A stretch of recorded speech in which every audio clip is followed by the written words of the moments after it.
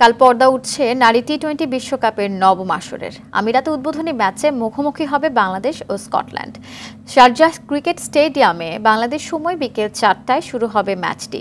জয় নিয়ে বিশ্বকাপ মিশন শুরু করতে চায় নিগার সুলতানার বাহিনী। দেখুন নাজমুস সাকিবের রিপোর্ট।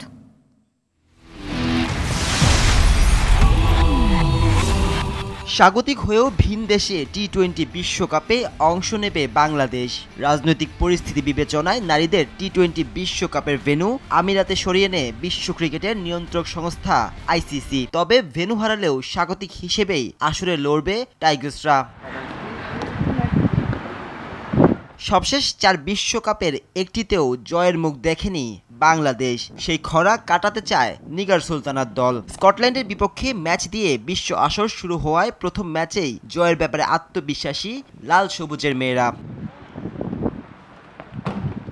স্কটিশদের বিপক্ষে অতীত পরিসংখ্যান ও আমিরাতে বিশ্বকাপের আগে পাকিস্তানের বিপক্ষে একমাত্র প্রস্তুতি ম্যাচে জয় সেই আত্মবিশ্বাসের পালে দিচ্ছে একটু বাড়তি হাওয়া। উদ্বোধনী ম্যাচে জয় পেলেই সেরা 4-এ যাওয়ার দৌড়ে বাংলাদেশের গ্রুপে থাকা ইংল্যান্ড, ওয়েস্ট ইন্ডিজ ও দক্ষিণ আফ্রিকার বিপক্ষে প্রতিযোগিতায় টিকে থাকবে টাইগার্সরা। তাই বড় স্বপ্ন না দেখে ম্যাচ বাই ম্যাচ লড়াইয়ের পরিকল্পনা বাংলার মেয়েদের। নাজমুস সাকিব, RTV।